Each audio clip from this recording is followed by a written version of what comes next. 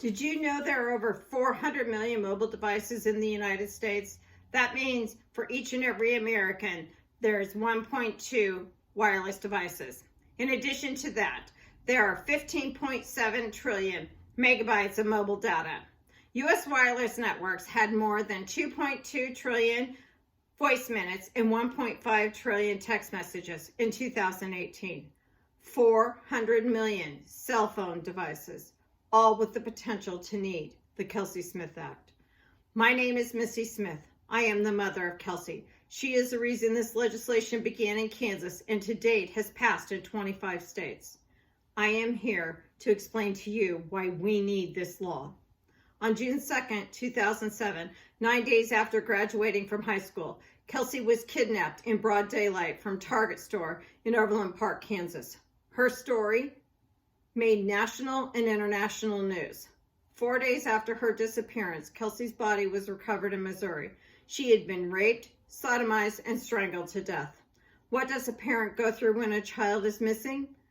You do not eat because you do not know if your child is eating. You do not sleep because you do not know if they are sleeping. It is pure hell. What took so long to find Kelsey? One word: Verizon. Do you have a cell phone? Does your child have a cell phone? Does your loved one have a cell phone? If the answer to this question is yes, then this law is relevant to you. With today's technology, if something were to happen to your loved one or your child, would you not want the police to use every tool possible to help you find them? That is what we wanted as well. I was the parent whose child went missing. I wanted the police to be able to use any means possible to help me find her. Kelsey had a cell phone. Verizon would not help. I was out of state and on my way home when our daughter Lindsay called me. She informed me that Kelsey was not answering her cell phone, nor was she responding to text messages. I knew immediately that something was wrong. My husband Greg, Kelsey's siblings, and her boyfriend John continued to try and reach her, as did I for my last hour of my trip home. After arriving home, John explained to me that his uncle used to work for Sprint and that our cell phone provider could ping Kelsey's phone so we could locate her. It seemed simple enough. Little did we know. I called our cell phone provider, explained that my daughter was missing and that I needed help to find her. They told me that they were unable to do that and that I could look online for her cell phone activity.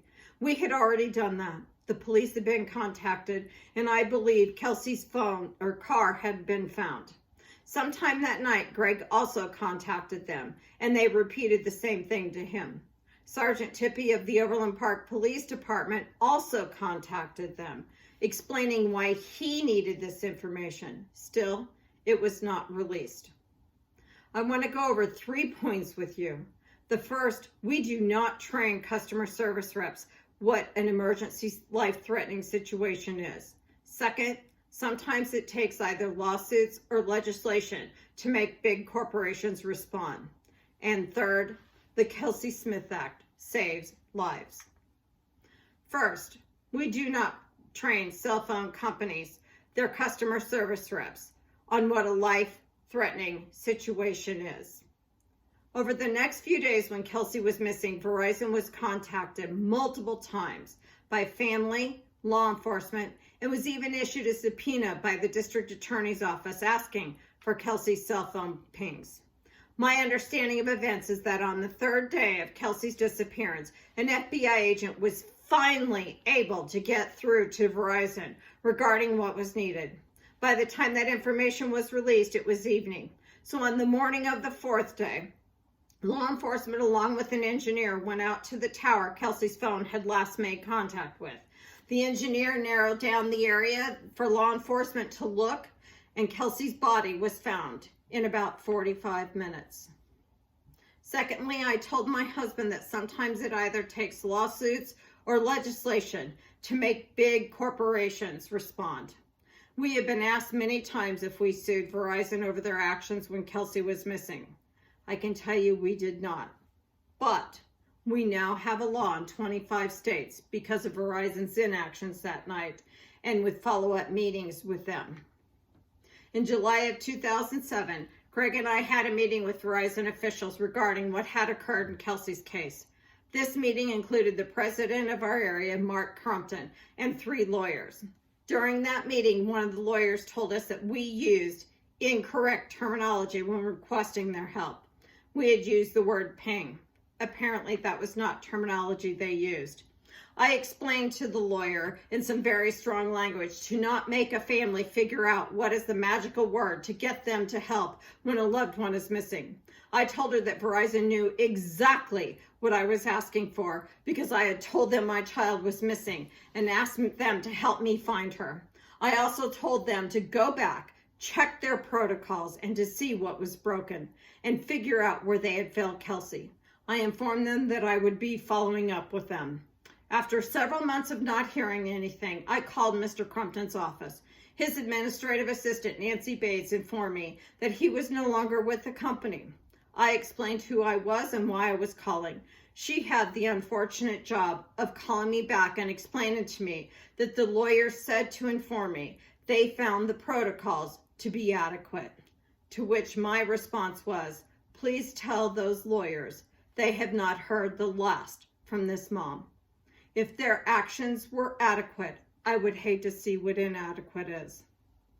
My husband and I met again with Verizon officials sometime after the first passage of the Kelsey Smith Act. At that time, it was explained to us when we were asking for the pings of Kelsey's phone, they were not able to do that. They explained to send a ping to the phone is to send an active signal to that phone, and the phone responds saying, here I am. However, they could have looked at the history of Kelsey's phone and where her phone had made contact with their network. There was also human error involved many times over when Kelsey's situation was continuously handled by customer service reps instead of being kicked up to the next level. I fully understand that employees are human and that mistakes will be made. This legislation will reduce those errors when a life is at risk. We spend a lot of time, money, and resources training our law enforcement individuals on what is a life-threatening emergency. We do not invest that same resources into training a customer service rep for a wireless provider. There are not many times in legislation that a law can be passed and it costs $0 but save a life. In Kansas and other states, this is what happened. Which is my third point. The Kelsey Smith Act saved lives. I am before you today to tell you this law works and should be passed. It had bipartisan support at the state level with sponsors from both parties. Legislation tends to lag behind technology. This bill amends the Telecommunications Act of 1934. Cell phones were not even thought of. There are now 25 states that have passed similar legislation. In 2015, a baby was saved. The mother's phone was left in a car. The baby was in the car, and the car was carjacked.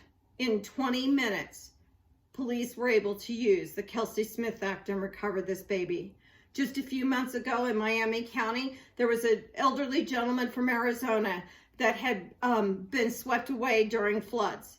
Police were able to locate him using the Kelsey Smith Act there.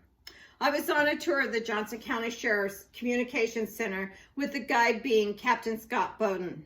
When giving that tour, he made this statement, not knowing I was in attendance.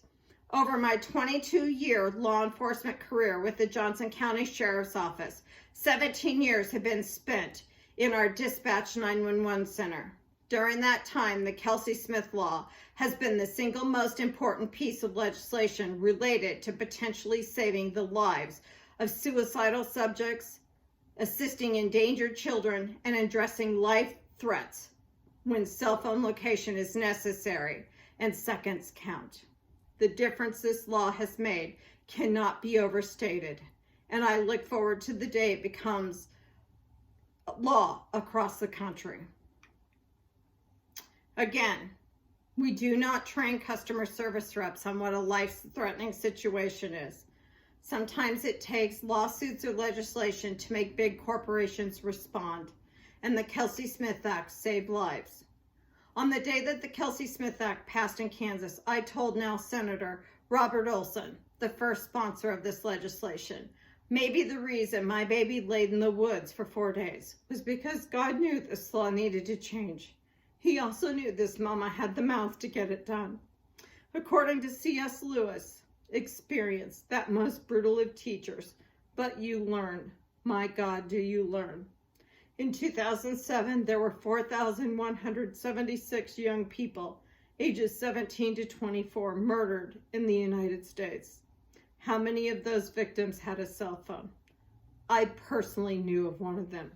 Please learn from my experience.